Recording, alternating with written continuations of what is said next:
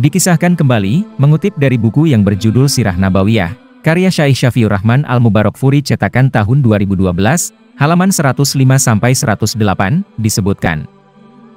Setelah orang-orang Quraisy mengalami kegagalan dalam 2 kali kedatangan mereka untuk mempengaruhi Abu Tholib, maka mereka kembali bersikap keras dan bengis, bahkan jauh lebih keras dari sebelumnya.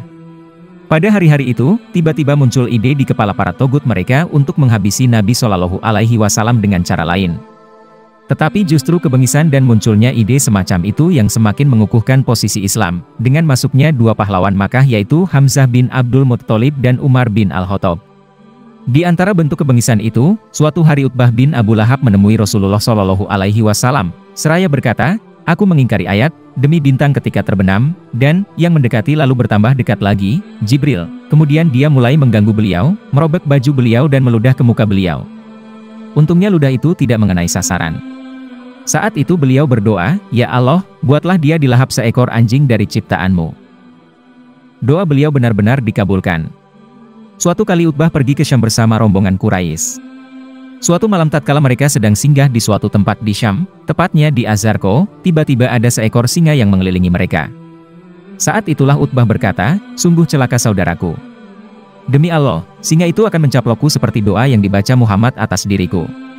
Singa itu akan membunuhku selagi Muhammad ada di Makkah dan aku di Syam." Singa itu menyibak kerumunan orang lalu menerkam kepala Utbah hingga meninggal. Di antara bukti bahwa para togut Quraisy bermaksud hendak menghabisi Nabi Shallallahu Alaihi Wasallam, apa yang diriwayatkan Ibnu Ishaq dalam hadits yang panjang. Di dalamnya disebutkan, Abu Jahal berkata, "Wahai semua orang Quraisy, sesungguhnya Muhammad tetap bersikukuh, dan kalian melihatnya mencela agama kita, mencaci maki bapak-bapak kita, membodoh-bodohkan harapan-harapan kita dan mencela sesembahan kita. Aku bersumpah kepada Allah, aku benar-benar akan menungguinya sambil membawa batu yang mampu kubawa, dan tatkala dia sujud dalam sholatnya aku akan menimpukan batu itu ke kepalanya. Pada saat itu telantarkanlah aku atau belalah aku." Setelah itu Bani Abdi Manaf bisa berbuat apa yang terbaik menurut mereka. Esok paginya Abu Jahal mengambil batu seperti yang dia katakan, kemudian duduk menunggui Rasulullah Shallallahu Alaihi Wasallam. Orang-orang menunggu apa yang bakal dilakukan Abu Jahal. Tatkala beliau sedang sujud, Abu Jahal mengambil batu lalu mendekati beliau. Tatkala jaraknya sudah dekat, tiba-tiba dia mundur dengan muka pucat dan gemetar, kedua tangannya tak mampu menyangga batu yang dibawanya, sehingga dia cepat-cepat melontarkannya. Orang-orang Quraisy mendekati Abu Jahal dan bertanya, "Apa yang terjadi wahai Abul Hakam?" "Aku menghampirinya seperti kukatakan semalam kepada kalian.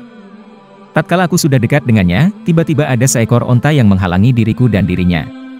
Tidak, demi Allah, aku tidak melihat onta itu seperti lazimnya, tinggi maupun pendeknya, tidak pula taringnya, sekalipun itu onta pejantan. Onta itu mendekatiku dan hendak mencaplokku."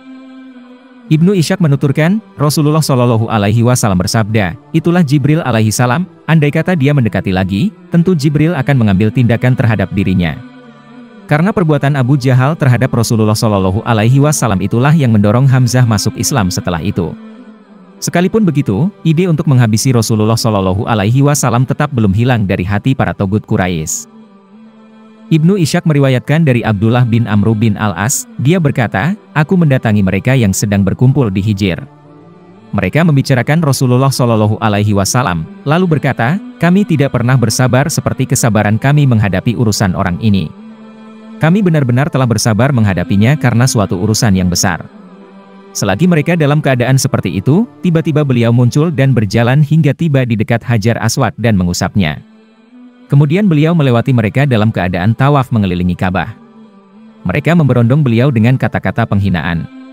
Aku bisa melihat yang demikian itu di wajah beliau. Tatkala lewat untuk kedua kalinya, mereka melakukan hal yang sama lagi.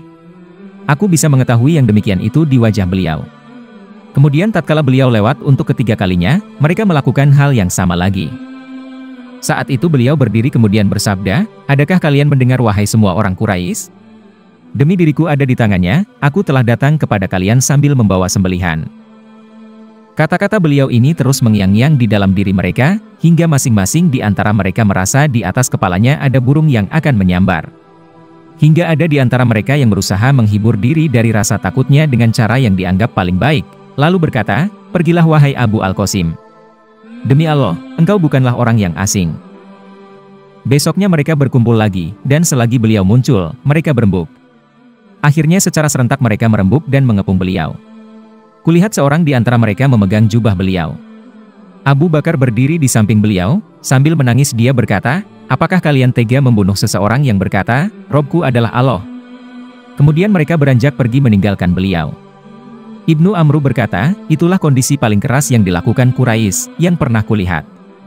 Dalam riwayat Al-Bukhari dari Urwah bin Az-Zubair, dia berkata, "Aku berkata kepada Ibnu Amru bin Al-As, sampaikanlah padaku keadaan paling keras yang dilakukan Quraisy terhadap Nabi Shallallahu Alaihi Wasallam."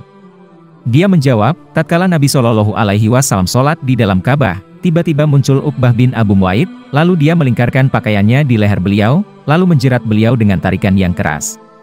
Lalu Abu Bakar tiba dan langsung mencengkram pundaknya serta menyingkirkan dari sisi beliau, seraya berkata, "Apakah kalian tega membunuh seorang yang mengatakan, Robku adalah Allah?"